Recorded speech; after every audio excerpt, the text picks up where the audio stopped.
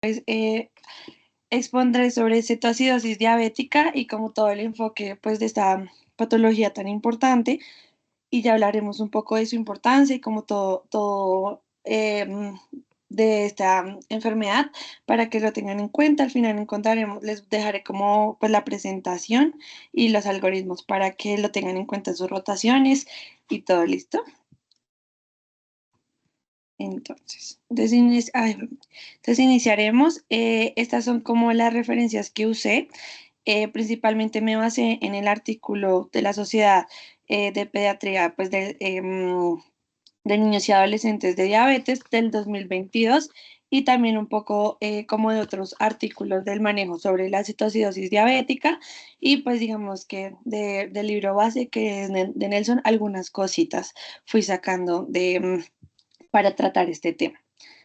Digamos que este es el índice, o como todo lo que trabajaremos a partir en esta presentación, un poco sobre introducción del tema, la fisiología y la fisiopatología, definición, frecuencia y causas, presentación clínica, el tratamiento, las complicaciones y un poco sobre prevención y recurrencia. Entonces, hablando un poquito como de la introducción, hablaremos como de lo más importante que es la diabetes mellitus tipo 1. Entonces, digamos que en los niños pues es una patología metabólica muy importante y digamos que se basa como en esta destrucción de las células betas pancreáticas mediadas por la autoinmunidad y pues desencadenada por el medio ambiente en un huésped genéticamente susceptible. Digamos que el resultado final de que esta destrucción de estas células betas, pues que haya una insulinopenia y pues esto va a generar una hiperglucemia que conlleva un colapso de los procesos como todo el almacenamiento y síntesis de energía a nivel celular. Digamos que la deficiencia de insulina lo que genera es que a partir de otros procesos metabólicos, pues el cuerpo necesita como continuar su proceso de síntesis de energía y lo va a intentar hacer de otra manera, pues pensando que no tiene este suministro pues de glucosa, entonces van a haber procesos como lo que tenga reservado lo va a sacar con la glucogenólisis y a partir de otros sustratos va a sacar, va a convertir, pues sí, como intentar solventar como esa falta, pues, entre comillas, de glucosa con la gluconeogénesis, también la proteólisis y la lipólisis, y digamos que eso es muy importante como todas estas hormonas contrarreguladoras que veremos más adelante en la fisiopatología, en donde todas estas van a conllevar y van a ir aumentando también estos procesos de lipólisis y de cetogénesis, que pues digamos que ya hablaremos un poco más adelante, que es lo principal y por qué, digamos, llega a este punto, pues nuestros pacientes que tienen cetoacidosis diabética. Digamos que estos cuerpos cetónicos producidos en la diabetes mellitus tipo 1, digamos que lo regular y lo normal que uno esperaría es que estén menos de 0,5 y digamos que si es un ayuno ya prolongado de 6 a 7 uno pues toleraría, pero digamos que cuando pasa en la diabetes mellitus ya como algo patológico se alcanzan hasta 25 milimoles litros de los cuerpos cetónicos y esto conlleva que haya una acumulación de iones debido a la disociación de estos ácidos metabólicos y pues digamos que esto va a generar como uno de los criterios que va a ser la acidosis y va a ser muy difícil que el riñón que amortigua como que no haya este trastorno ácido base, pues digamos que va a acceder como esa capacidad y pues ahí es donde también veremos como uno, pues la patología ya evidenciada. Y pues la cetosis diabética pues genera como estos niveles elevados de cuerpos cetónicos en sangre, genera deshidratación y acidosis. Es muy importante esta patología, es porque digamos que es la causa más común de hospitalización, la causa endocrina más frecuente de ingreso a UCI, pues, a unidad de cuidados intensivos pediátrico y muchas veces es la causa, o sea, la manifestación para que nosotros nos demos cuenta que nuestro paciente tiene diabetes mellitus tipo 1. Entonces puede ser el debut hasta de 95 a 40% de los casos, principalmente en menores de 5 años. Entonces por eso es tan importante como reconocerla y pensar que pues lastimosamente puede ser esta la manifestación que nos llegue a nuestras manos y pues no lo ideal como un diagnóstico sin una complicación, que esto sería pues principalmente la cetoacidosis diabética. Y con respecto ya a los factores de riesgo, pues digamos que está como el estado de minoría racial y étnica con menor acceso a la atención, que esto se resume que muchas veces estas poblaciones que son pues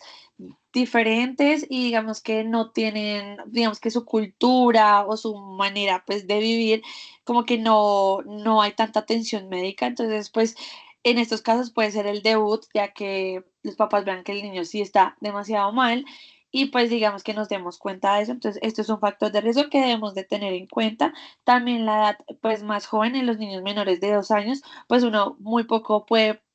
sospechar que un niño tenga diabetes. Entonces, digamos que es importante tenerlo en cuenta también, sexo masculino, lo nombraba en un artículo, el nivel socioeconómico también bajo, también lo mismo los recursos, el nivel educativo más bajo de los padres, siempre esto tenerlo en cuenta como uno de los factores también muchas otras enfermedades y la falta de seguro médico que también está enlazada como a toda la parte socioeconómica. Uno de los como principales, como ya cuando ya hay un diagnóstico, digamos, de diabetes, y el factor de riesgo principal sería como la omisión intencional o inadvertida de la insulina. Digamos que la intención intencional es, digamos, que los niños más grandes, o digamos que, sí, los niños más grandes como que no quieran, o como que también haya como un descuido ahí, y la inadvertida también, pues, digamos, que se puede ir potenciando como en enfermedades ya que tenga nuestro paciente. Ya digamos que también hablaba sobre la terapia con bomba de insulina, entonces digamos que hablaba que era un poco paradójico porque pues los avances que han tenido es pues mediante la terapia de bomba con insulina, pero digamos que sí se ha visto en varios estudios que ha aumentado como este riesgo, pero pues digamos que se da más que todo como a problemas en sí de la bomba o en el sitio de infusión y digamos que no incluye las insulinas basales subcutáneas de acción prolongada y se puede desarrollar pues digamos cetoacidosis de 4 a 6 horas. También digamos que en esta parte de las terapias con bomba pediátrica pues deben pues reconocer la importancia de un equipo pues multidisciplinario pues digamos que está enfocado en la educación y como pues por eso es tan importante. Digamos ya un poco la epidemiología es que las tasas de cetocidosis diabética en el momento de diagnóstico puede variar hasta de un 11 al 80% según la región y digamos que incluso en países desarrollados, entonces tenemos que tener en cuenta como en qué lugar estamos y como todos los factores de riesgo que pueden ir como variando como las tasas de cetoacidosis. El mayor riesgo es a largo plazo de un control glucémico deficiente independientemente de otros factores. Entonces, digamos que si ya el niño viene con una diabetes, pero no ha venido con un buen control, pues uno pues sospecha más y que sea más frecuente en estos niños. Y digamos que las intervenciones van dirigidas a mejorar el reconocimiento de la diabetes tipo 1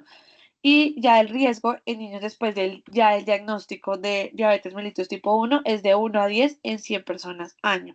Entonces, por eso, pues es importante. Y digamos que también hay un término que es la cetoacidosis recurrente, que digamos que se da cuando tiene 3 a 5 o más episodios en un periodo de 3 a 4 años.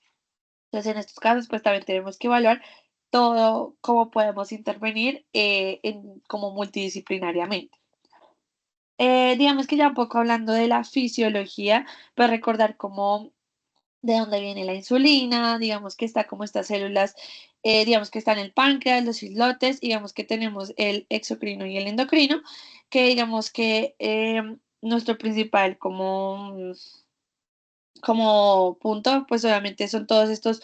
endocrinos en donde tenemos las células alfa, las células beta, las células, pues digamos ahí dice como F para el polipéptido pancreático y pues las delta para la somatostatina. Pero acá lo que pues nos queremos centrar es en las células beta que producen la insulina.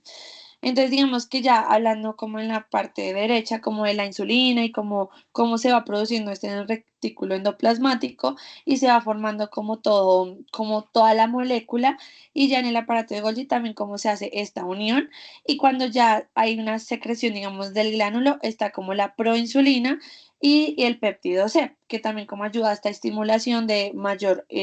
insulina y porque es tan importante muchas veces como en la medición y todo eso, pero cuando hay se secretan estos gránulos, tenemos que ver que está siempre el péptido C, que también nos hablaría de qué tanta producción de insulina hay y pues la célula madura de la insulina. Entonces, como recordar eso. Acá en la parte izquierda les voy a acercar cómo funciona la glucosa y por qué hay secreción de insulina. Entonces, digamos que esto es como una célula beta.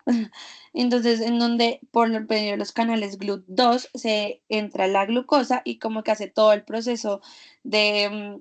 metabolismo, dando pues a un aumento como del ATP y como que toda la parte del ciclo. Y lo que genera este ciclo es al aumentar el ATP, cerrar los canales de potasio, que lo que nos va a hacer es repolarizar la célula y esta despolarización nos va a llevar a que abra un canal de calcio dependiente de voltaje y esto que haya también un aumento de este calcio a nivel del retículo endoplasmático que nos va a llevar a la liberación de estos gránulos secretores de insulina y pues la insulina va a ir actuando a nivel celular que ya se los mostraré más adelante. Por eso es tan importante, digamos, reconocer, bueno, hay liberación de la insulina y pues en dónde va a actuar la insulina. Entonces, de recordar que pues la insulina como es una hormona, entonces va a actuar a nivel de un receptor. Entonces tenemos el receptor de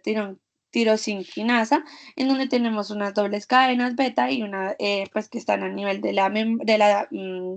membrana celular y pues las que están extracelulares, que son las cadenas alfa. Entonces, estos, como la insulina, lo que nos va a generar como pues grandes rasgos es como que se genere nuestro cotransportador, que es el GLUT4, para que haya la entrada de glucosa a nivel celular. Entonces también esto pues nos va a llevar a, a que después se generen como otros procesos de síntesis de proteína, de ácidos grasos y el de glucógeno, que pues por eso esto es un proceso pues anabólico, entonces recordarlo, o sea, si no hay insulina, pues no va a haber glucosa en la célula, pero eso no significa que no haya glucosa, pero pues no necesitamos que esta glucosa esté dentro de la célula para generar todos estos procesos de síntesis. Entonces digamos que ya la insulina lo que nos va a generar es como este metabolismo en el cuerpo en momentos de ayuno y de ingesta. Y digamos que en el ayuno lo que va a generar es como está menor, pues digamos, si está en ayuno, menor secreción de insulina, porque no hay, pues digamos que el cuerpo no ve más suministros, entonces dice como no, por ahora no me están dando por así las cargas de glucosa, entonces se mantiene como su, pues sin en menor secreción y lo que hace es movilizar como también de lípidos del tejido adiposo y aminoácidos, digamos, para generar como mayor energía a partir de otras fuentes. Y cuando ya hay una ingesta, pues hay una mayor producción de la insulina que estimula pues el metabolismo de carbohidratos, de lípidos y aminoácidos en tejidos pues diana. Digamos que ya hablando un poco de la fisiopatología y entendiendo qué es lo que pasa, que cuando no hay insulina, pues hay una disminución en la utilización de glucosa, lo genera que pues que se activen varios caminos para generar pues esa energía a partir del tejido adiposo del músculo y del tejido pues hepático. Entonces lo que va a haber es un aumento de estas hormonas contrarreguladoras que serían el cortisol, el glucagón, la epinefrina y la hormona de crecimiento. Entonces, digamos que esto se ha visto que predispone pues a que digamos que todo esto vaya aumentando y lo que va a hacer es que estas hormonas contrarreguladoras genere pues tanto en el músculo como en el tejido adiposo la liberación de sus sustratos, digamos del músculo los aminoácidos y el tejido adiposo pues la lipólisis y la liberación de ácidos grasos libres y pues bueno como la sí, como de los triglicéridos, sacar todos estos sustratos. Y aparte también como todo este proceso, lo que va a generar es una deshidratación que genera una diuresis osmótica, también dada por esta hiperglucemia. Y digamos que todos estos procesos se dan a nivel del hígado. Y pues digamos que la manera también, digamos, al haber tantos cuerpos cetónicos, lo que nos va a generar es una acidosis, que digamos que cuando uno ve las acidosis metabólicas, la manera de compensarlo es a nivel respiratorio. Entonces podemos tener una hiperventilación al intentar regular ese pH, entonces podemos encontrar la respiración de Kussmaul. Entonces también esto tenerlo en cuenta, digamos que este otro gráfico que pues nos habla de lo mismo, cuando hay una deficiencia absoluta de la insulina o como ya sea una infección que nos aumente los requerimientos como de estos sustratos a nivel celular, pues aumentan las hormonas contrarreguladoras, lo que genera la lipólisis, que todo esto es como al intentar generar gluconeogénesis nos van a aumentar los cuerpos cetónicos y nos van a generar acidosis. Entonces, esta acidosis también se va a aumentar en el ácido láctico y al igual que los otros como procesos que ya habíamos hablado de proteólisis y de sacar la poca reserva que tenemos de glucosa a nivel, pues, sí, como teniéndolo como glucógeno y lo general es que como el cuerpo piensa que no tiene glucosa, pero sí la puede tener, y al estar usando otras vías para generar más sustratos, lo que va a generar es una hiperglucemia y la manera también del cuerpo de compensarlo, es decir, lo voy a ir eliminando a nivel de la orina, entonces también puede ser glucosuria, pero esto también genera una diuresis osmótica que atrae muchas cosas, lo que hace que haya una pérdida de agua, de electrolitos, genera nuestra deshidratación y algunas complicaciones también a nivel renal. Todo esto también genera un estado proinflamatorio y que también favorece como toda la fisiopatología. Entonces, por eso dice que la diabetes no controlada es un estado proinflamatorio y altamente oxidativo. Digamos que hablando, tenemos acá también este gráfico que nos habla más como, pues, es como un resumen también de todo lo que vimos y como todo lo que se genera, pero tener en cuenta que nuestros cuerpos, pues los tres cuerpos cetónicos que se producen, digamos que se encuentran en mayores cantidades como la acetona y el beta hidroxibutirato y el acetato, y pues que son pues en nuestros cuerpos cetónicos que se van a ir generando y como vemos en el gráfico como todo esto se da por la gluconeogénesis y que a nivel como tanto de renal, pulmonar y del músculo, todos los procesos que se llevan a cabo a partir de esto. Entonces, digamos que la cetosis diabética se caracteriza por una pérdida grave de agua al haber toda esta diuresis osmótica por este aumento también de la glucosa a nivel de la sangre y también de los electrolitos de los compartimentos del líquido intracelular y extracelular. Entonces, digamos que la deshidratación, pues importante en los niños, generalmente continúa manteniendo, pues a pesar de que hay una pérdida de líquido, mantienen tensiones o normales o muchas veces altas y esto se debe a las concentraciones altas de catecolaminas y digamos que a la liberación de la hormona antidiurética en respuesta a esta hiperosmolaridad dada por la hiperglucemia. Entonces, pues tenerlo también en cuenta como estos procesos, pues uno puede no, esperar como algunos cambios clínicos que uno podría, digamos, no sé, en algún caso ver en un adulto, entonces tenerlo en cuenta. Digamos, ya a partir de esto, tener en cuenta, como, digamos, acá les quería recordar como el estado proinflamatorio, que hay una liberación de todas estas moléculas inflamatorias que nosotros conocemos, como el factor de necrosis tumoral, la interleuquina 6, 1B y 8, y digamos, como esto también nos puede ir aumentando, o sea, si no hay un control de la cetoacidosis, un estado, pues digamos, como más grave, sí, una reacción inflamatoria.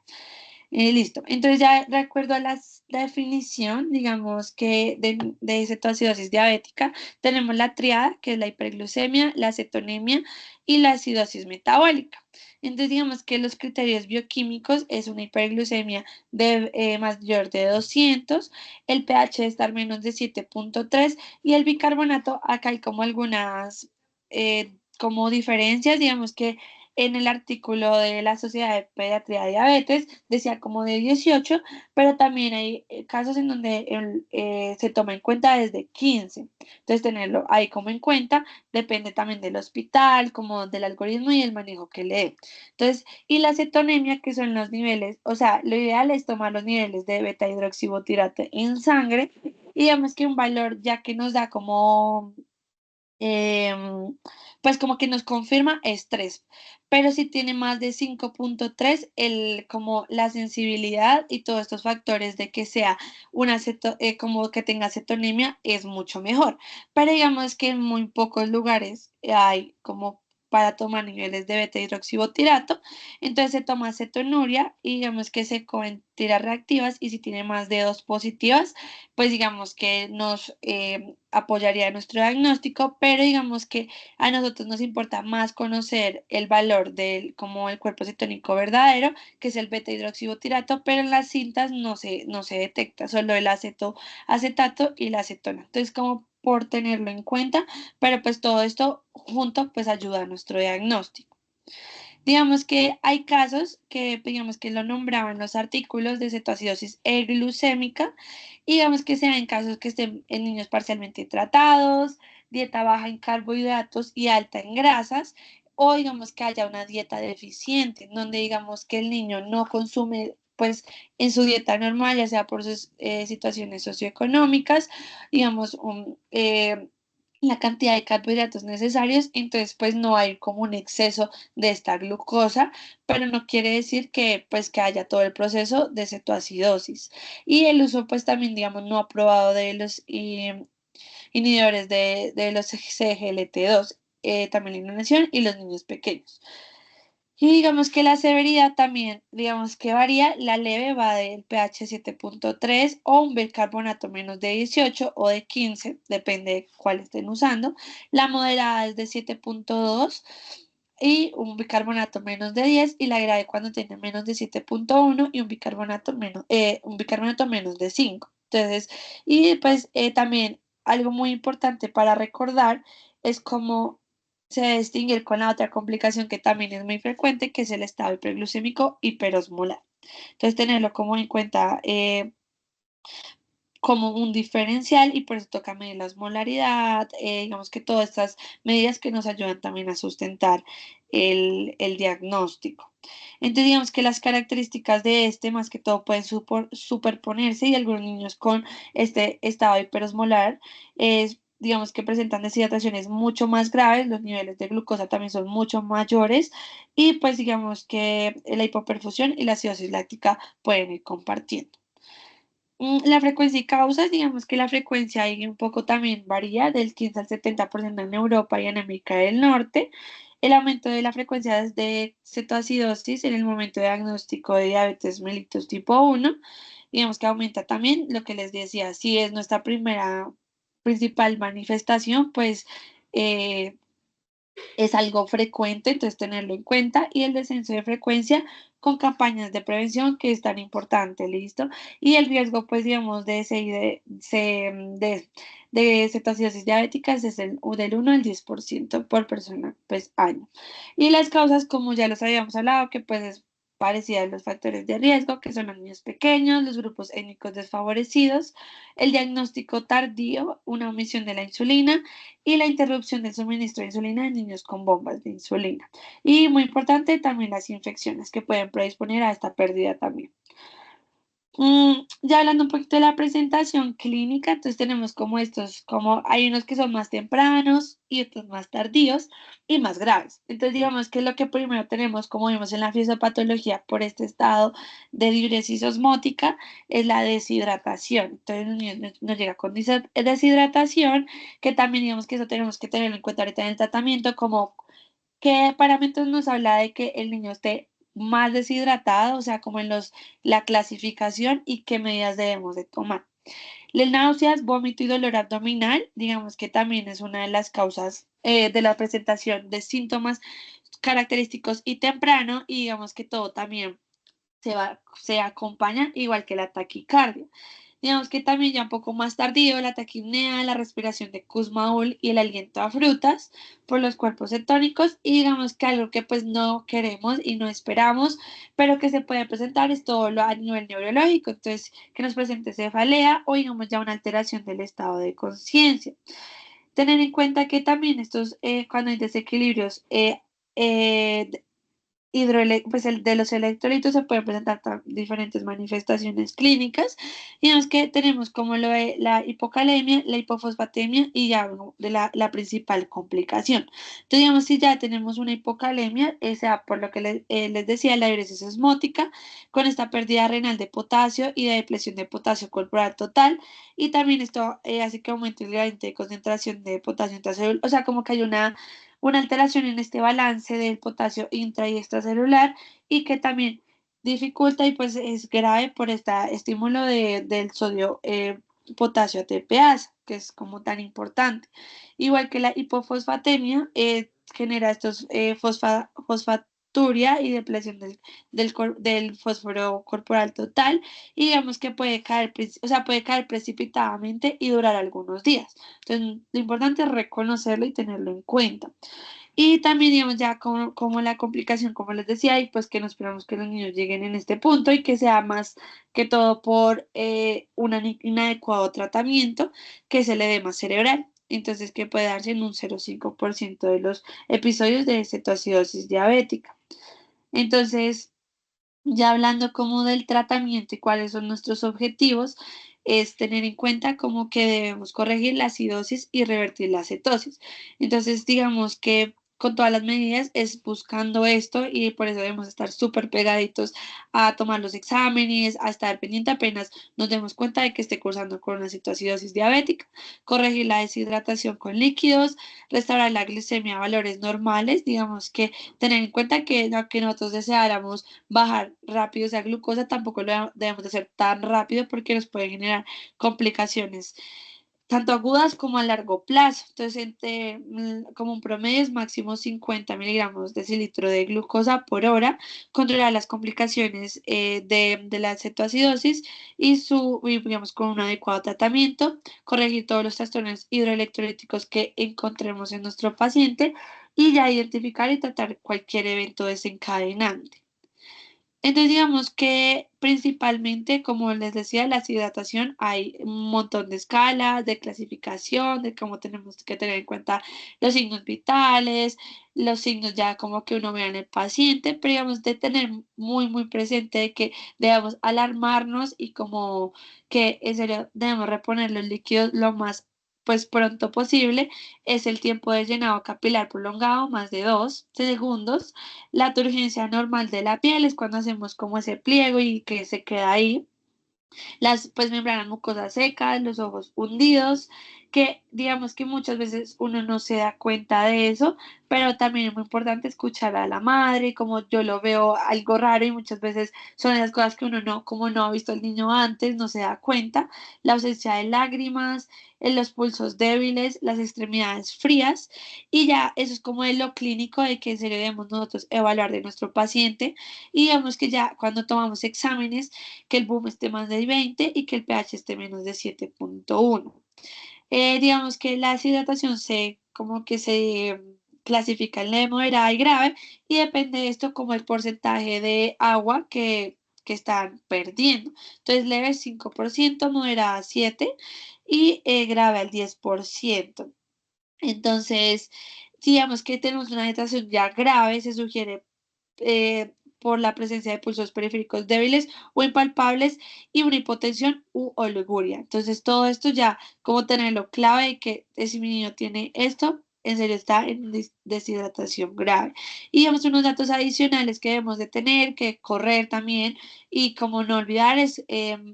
asegurar accesos venosos periféricos. Digamos que hablaban sobre el uso a veces de catéter venoso central al no tener como una dificultad del acceso periférico, pero es evitarlo a todo, pues a lo que más podamos por el riesgo de trombosis.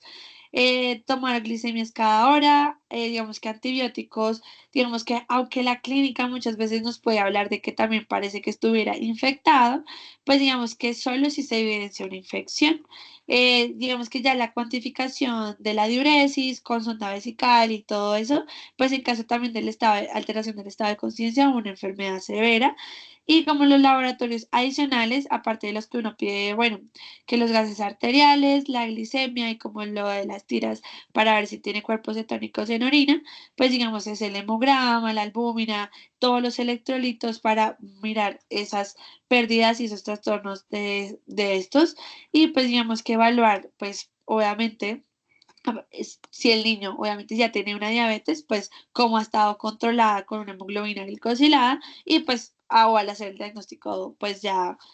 a partir de este. Y el electrocardiograma, digamos que ahorita lo veremos porque evaluaremos si hay alguna alteración del potasio, como este puede verse reflejada en el electrocardiograma. Digamos que también como inicial, cuando tenemos un paciente, debemos de evaluarle el estado de conciencia con la escala de Glasgow. Entonces, nos evaluamos a la respuesta ocular, digamos a la verbal y digamos que lo motor. Entonces, recuerden que, digamos, como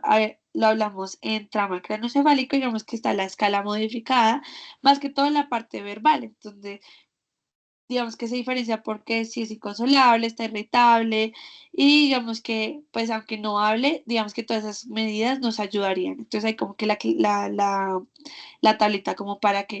no olvidarnos de eso. Digamos que ya los principios de la terapia hídrica y de los electrolitos, digamos, hablaríamos, quería mencionarles como este ensayo que se nombran en varios artículos, que se les enseñó Percam Fluid, en donde nos hablan de que eh, se cogieron 1.389 niños con cetoacidosis diabética y fueron tratados, pues digamos, con la administración del líquido como más lenta versus como más rápida y usando diferentes soluciones o solución salina al 0,45 o al 0,9. Pero nos decían como que no mostró diferencias significativas en la frecuencia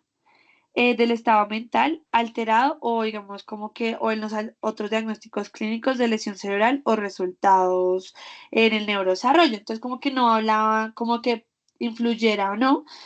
Entonces pues le quería mencionar como eso y ya con respecto al sodio como que no queda como, ajá, porque puede... Lo que les digo, uno toma todos los exámenes para ver todos estos trastornos. Entonces, digamos que depende, digamos que en el artículo de la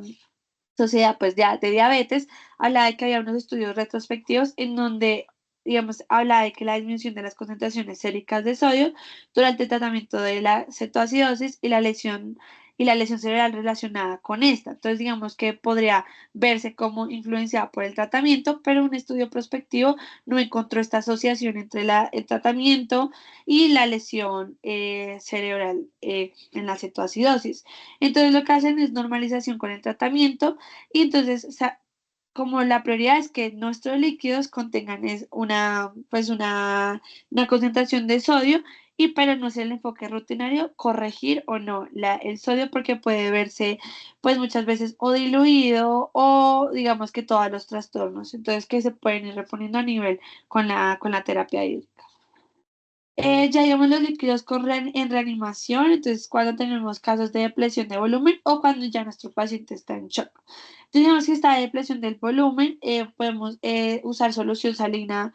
al 0,9 o digamos que también hablan de que todas estas soluciones en donde sean como más compatibles o como más cercanas a nuestro plasma. Entonces la dosis es de 10 a 20 mililitros kilogramos durante 20 a 30 minutos. También a veces se habla de que puede ser de 1 a 3 horas para restablecer la circulación periférica. Y si la perfusión tisular es deficiente, el volumen inicial del bolo pues puede ser más de 20 cc kilogramo. Si ya nuestro paciente está en shock, digamos que lo que hacemos es usar bolo ya lo más rápido posible, digamos que esa es la diferencia. O sea, si lo pasamos a la misma dosis en un tiempo pues prolongado o a chorro, como lo decimos. Y digamos que obviamente evaluar cómo está después de nuestro bolo para ver si continuamos, cómo continuamos nuestra terapia y pues utilizar pues cristaloides y no coloides. Entonces, digamos que líquidos, entonces hablaba como de lo que les decía, o las soluciones al 0,45 o al 0,9,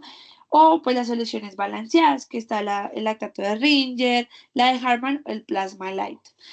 También las terapias de líquidos deben compensar con la reposición del déficit, más los requerimientos de líquidos de mantenimiento, que también ayer lo hablábamos precisamente en quemaduras, en donde pues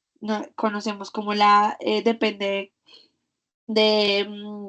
de cuánto pese y digamos como la clasificación de Holiday siga. Y o si no con la superficie corporal. Entonces tenerlo en cuenta, aunque bueno, si está en nuestro déficit, si es 5 7 10 más lo que ya necesite nuestro niño. Y digamos que se planifica muchas veces en que esta hidratación no es de ya, o sea, pues lo que les digo, si está en shock, hacer los bolos, pero es mantener nuestra hidratación más de 48 horas. Entonces, para como todo lo que nos dé, pues tenerlo en cuenta, como dividirlo para este tiempo que estemos, pues que vayamos a tratar.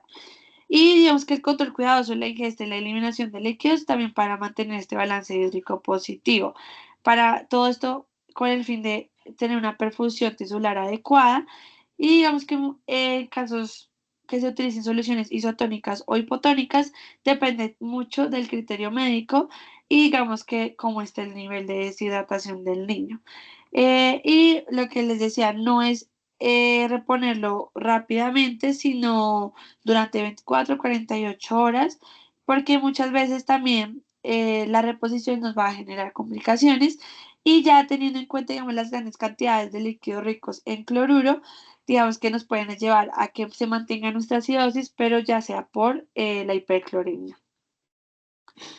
Digamos que ya como las fases, entonces la fase 1 es obviamente corregir el déficit según el grado de deshidratación y lo que les decía, el promedio, digamos, ya de los basales es 100 cc kilogramos más basales para, digamos, entre 36 a 48 horas. Y digamos que el tiempo inicial también de esta fase 1 es de 4 a 6 horas. Y ya el resto, que es como lo que les decía, lo que uno va a mantener a largo tiempo,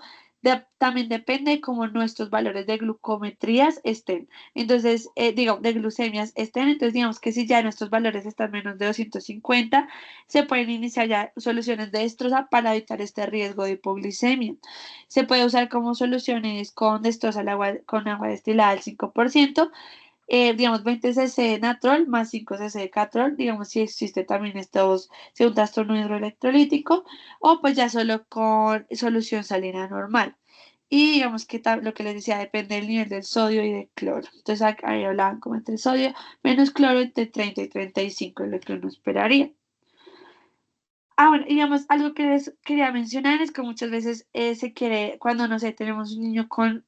obesidad, digamos que se usan los mismos valores, no es necesario utilizar el peso corporal ideal para los cálculos de los líquidos para estos niños. Entonces,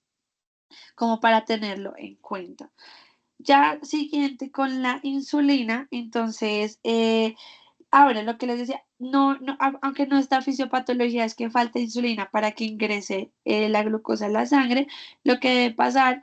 es que nosotros debemos de hidratar primero. Entonces, la insulina, después de la primera hora, se hace el inicio de esta, porque lo ideal es, o sea, lo principal son los líquidos. Las dosis varían entre 0,05 a 0,1 unidades kilogramo hora de insulina cristalina regular en vía intravenosa en infusión continua.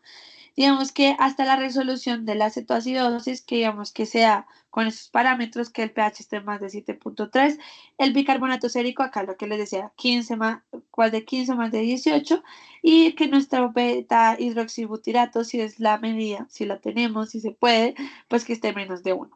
Digamos que hay varios estudios en donde hablaban de que entre menor sea como la dosis inicial, como que mejor eficacia y seguridad tenía. Entonces, como que hablan de que mejor empezar con 0,05 unidades eh, kilogramo hora. Y la concentración plasmática de glucosa disminuye típicamente a una velocidad entre 2 a 5 milimoles litro por hora y evitar, digamos, como esto se evita.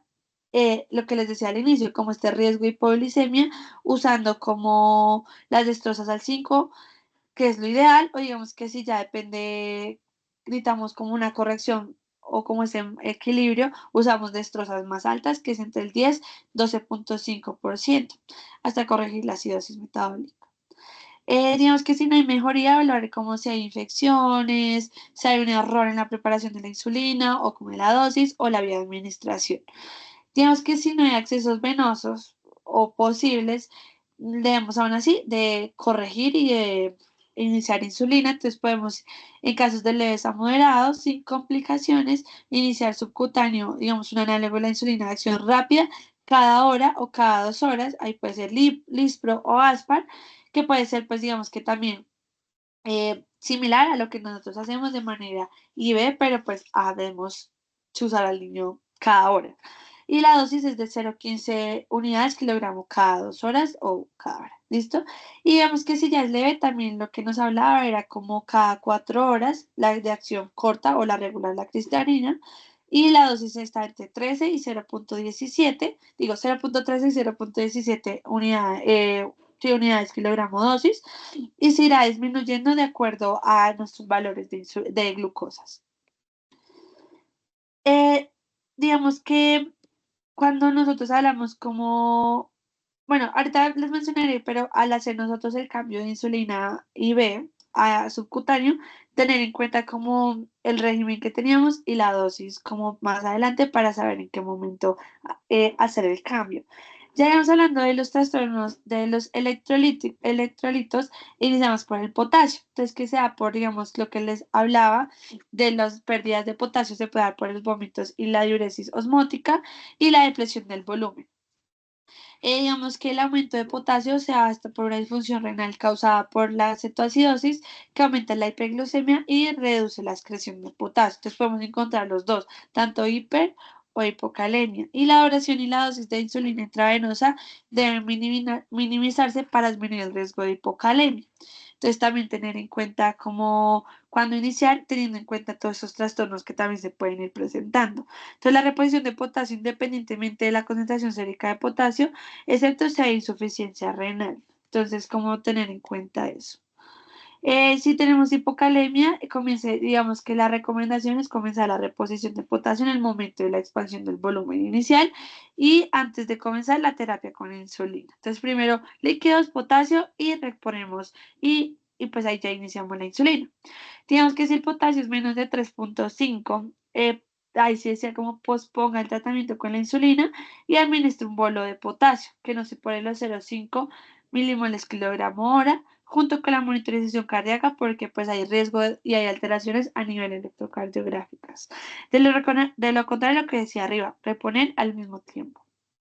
Y digamos que si ya hay casos de hipercalemia, lo que debemos de hacer es, dice este, sea posponer la terapia de reposición también de potasio hasta que se comente la producción de orina más que todo y comenzar como la infusión con líquidos sin potasio, o sea, como tenerlo en cuenta y cada hora mirar cómo están estos valores para ver en qué momento, pues digamos que se pueden utilizar infusiones de potasio cuando están menos de 5,5. Ya digamos, hablando también a nivel del electrocardiograma, podemos ver que cuando hay hipocalemia hay prolongación del intervalo PR, o sea, es una manera que también, no sé, es el caso en que no tenemos cómo medir, no sé, electrolitos, pero si tenemos como un electrocardiograma para, pues, hacérselo al paciente, podemos con esos parámetros evaluar si está teniendo alguna alteración. Entonces, digamos, lo que les decía, hipocalemia, la prolongación del intervalo PR, aplanamiento y la inversión de la onda T y la depresión del segmento ST. Las ondas T prominentes y el intervalo QT aparentemente largo debido, pues, a la fusión de estas ondas T más estas ondas perdón. Y la hipercalemia se evidencia como las ondas T altas, puntiagudas y simétricas, y el acortamiento del intervalo QT. Digamos que la concentración inicial de potasio en la infusión debe ser de 40 y el fosfato, digamos que cuando hay trastornos mixtos, digamos que se utiliza el fosfato de potasio, que digamos que se puede como, no sé, un ejemplo como lo decía el artículo era 20 milimoles litro de cloruro de potasio y 20 de fosfato de potasio. O digamos 20 de fosfato de potasio y 20 acetato de potasio. Entonces como que también son preparaciones que tenemos a la mano y que podemos también pues juntarlas. Y lo que les decía, entonces corregir potasio acidosis, digamos por cada 0,1 de descenso de nuestro pH se aumenta a 0,5. O sea, 0,5 es como la clave. Y la manera de reponerlo es 10 cc de catrol en 500 cc de los líquidos. Y digamos que si digamos, la reposición de líquidos es menos de 10 cc, kilogramo hora. Si es más, lo que hacemos es poner 5 cc en los mismos 500. Acá lo que les hablaba, entonces digamos si tenemos pues hipocalemia o hipercalemia, entonces como nuestros hallazgos de lo del el aplanamiento de la onda de la T o el descenso, las ondas Q, digamos el intervalo QT, entonces todos estos tenemos que como evaluarlos, algunos son más tempranos que otros, y digamos si hay hiperpotasemia, nuestras ondas T picudas. Entonces, eso es súper importante. Ya digamos a nivel del fósforo, que también se da por esta diuresis osmótica y todos estos trastornos, alteraciones de nuestros compartimentos extra e intracelulares, genera pues la hipofosfatemia y lo que genera también es como que muchas veces se da durante nuestro tratamiento y en un 60 a un 50 o 60%. Cuando hablamos de hipofosfatemia grave, cuando es un menor de 1 mg/dl, y también pues con todas las manifestaciones, complicaciones como la cefalopatía metabólica, y convulsiones, la contractibilidad, contractibilidad miocárdica alterada, digamos, sería arritmias ventriculares, insuficiencias respiratorias y bueno, digamos que acá lo que nos recomienda la guía es reducir o suspender temporalmente la infusión de insulina hasta que aumenten los niveles de fósforo. Y lo que les decía, juntarlo con el fosfato de potasio por el menor riesgo de hipocalcemia principalmente. Entonces acá como las dosis, digamos que a nivel periférico es de 0,1 y central de 0,2. Y se puede diluir en destroza y pues se puede corregir en 12 a 24 horas y como les decía, puede permanecer por más días el trastorno. Ya lo que les hablaba de cuando pasar de líquidos orales a insulina, pues como a vía oral y a insulina subcutánea, digamos que cuando ya haya una mejoría clínica, el momento pues más conveniente es cuando de cambiar a subcutáneo es 1 hora antes de la hora de la comida. Y digamos, no sé si estamos usando un esquema basal polo, lo que vamos a hacer es como la primera inyección debe hacerse 15 a 30 minutos con insulina de acción rápida y cuando ya, pero eso es con la rápida. Y con las basales lo que se hace es, no sé, le doy mi última dosis en la noche y a la mañana se la suspendo. Pues o sea, sí, como que le doy en la noche y a la mañana siguiente le suspendo la IV y se la continúe de manera subcutánea. Y esto es cuando ya tenga, pues, haya una tolerancia a la ingesta oral, y pues digamos que ya se pueden administrar diferentes esquemas. Y la insulina basal mientras el niño pues todavía está recibiendo infusión intravenosa de insulina. Digamos que acá son estos cuadritos que nos ayudan un montón como a la historia clínica, los signos clínicos y como todos los parámetros que debemos hacer cuando está en shock, cuando hay una deshidratación y mantenemos líquidos como una depresión del volumen y que hacemos como rutinariamente las dosis y que hacemos cuando estamos iniciando el tratamiento. Entonces, cada hora hacer glucosa en sangre, digamos, tener en cuenta el balance de líquidos, el estado mental y los electrolitos cada 2 horas y monitorización cardíaca. Tener en cuenta cuánto llevamos de glucosa para iniciar los otros tipos, digamos que la destroza para evitar el riesgo de hipoglicemia. Y este también es como un algoritmo que nos ayuda igualmente a evaluar cuánto debemos de iniciar de manejo de líquidos, cuándo iniciar la insulina, digamos acá por decir la primera hora es muchos líquidos y ya el resto de tiempo que vayamos a manejar, pues iniciamos la insulina y como todo el resto de manejo de acuerdo a lo que tenga nuestro paciente, el potasio, eh, en los niveles de acuerdo a lo que esté, si está en hipercalemia o hipocalemia, y que se hace, digamos, de acuerdo a esto, y cómo continuar la infusión de, de, de las insulinas. Entonces, esto yo se lo paso para que lo tengan y que es lo más práctico. También acá, este es otro resumen que tengo también cuando roté por el hospital de Medicine, que también es súper práctico de cuánto debemos de reponer, de líquidos que tenemos que estar vigilando y cuando las recomendaciones para inicio de vía oral. Ya un poco de las complicaciones y para terminar, digamos que la mortalidad depende, va de 1 al 13%, depende también del país en el que esté, digamos, como el desarrollo del país, mejor dicho. Las secuelas neurológicas son poco frecuentes, pero las que se han visto es alteración de la memoria, de la atención, el coeficiente intelectual verbal y la microestructura cerebral. Digamos que una disfunción como túbulo renal o una lesión renal aguda que se puede dar en un porcentaje pues importante, hasta de un 43 a 64%, y se da por estas acidosis severas y estas depresiones de volúmenes, y pues digamos que el tratamiento es restaurar con líquidos, sí, con líquidos, electrolitos y pues el control glucémico, y pues hay muchas otras complicaciones que se pueden ver como lo que decía, hipocalemia, la hipoglicemia, la hipocalcemia, hipomagnesemia, la hipofosfatemia grave, como la vimos, las acidosis hiperglucémicas, las trombosis venosas, también puede haber pancreatitis aguda, rabdomiólisis, prolongación del QT, entonces hay un montón, pero la más importante que les quiero ya como dejar es el edema cerebral, que va a una incidencia del 0,5 al 0,9 y tiene una mortalidad del 21 al 24%. Puede dejar hasta secuelas del 15 a 30% y generalmente se da 4 a 12 horas posterior a iniciado el tratamiento. Digamos que está el edema cerebral, lo que nos es un mayor consumo de oxígeno cerebral y se ve, digamos, si en caso de que se tome una imagen o como un edema cerebral citotóxico. Ya los factores de riesgo son estos niños menores de 5 años, cuando tienen un boom aumentado, una acidosis severa, cuando se usa bicarbonato, cuando hay una hipocapnia y una gran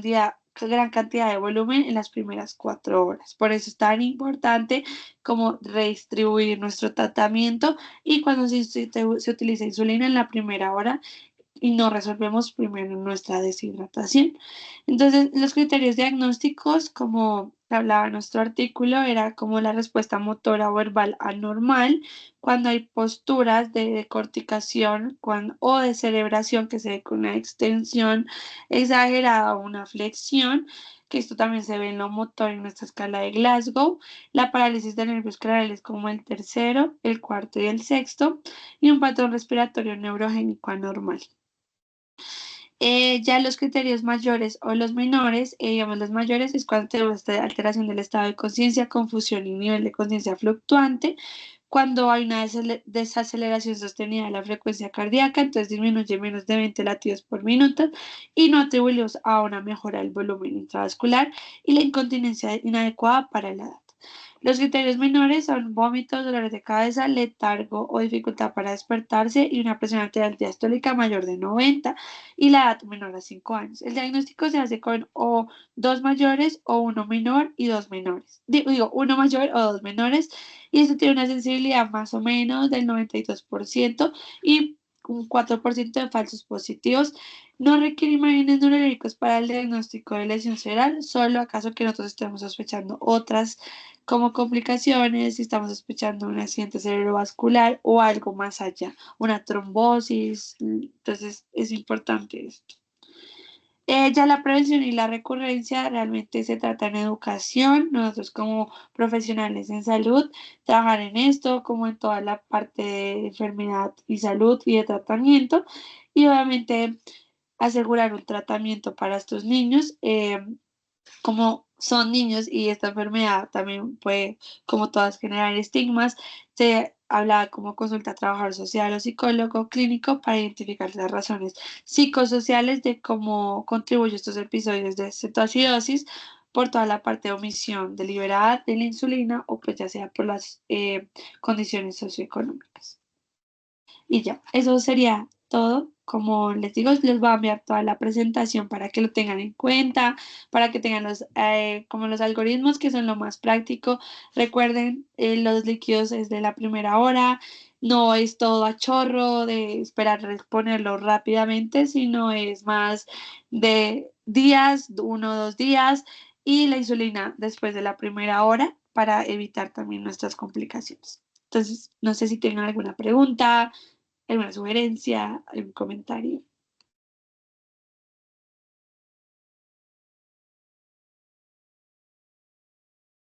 Y pues hasta el momento no hay ninguna manito levantada o algo de preguntas. pero realmente qué buena exposición. Y más ahorita que no sé si ustedes supieron que hay un caso legal de un dolor abdominal de una clínica Colombia que no identificaron esta cetoacidosis. Realmente es muy importante identificarla. La clínica, lo dijo Daniela, tiene bastantes componentes que tienen que ser identificados y de manera más temprana tratados. Entonces, Dani, de verdad, muchísimas gracias. No sé si alguien más tenga alguna pregunta, sugerencia o algo adicional. Hola, darle las gracias a Dani por tan excelente charla y siempre tener en cuenta, chicos, que este cuadro, este debut puede similarse a muchas otras patologías, entonces tener en cuenta los diagnósticos diferenciales como lo son una infección de vías urinarias que muchas veces pasamos desapercibido esto, que en realidad pensamos que todo dolor abdominal es infección de vías urinarias y nunca pensamos en una de las complicaciones más graves que pues es la cetoacidosis y también tener en cuenta ese dolor abdominal con el que muchas veces pueden debutar, descartar una patología quirúrgica. Y nada, Dani, muchísimas gracias, espectacular tu charla. Ay, gracias, Mari, gracias, Andy. Realmente sí, me acuerdo una vez que nos comentaron un caso, es que es un dolor abdominal, entonces uno piensa muchas veces todo, pero nada, quitan una glucometría, o sea, una glucometría para que también, sí, como tener en cuenta los diagnósticos diferenciales. Entonces sí, muchas gracias aún así a todos por asistir.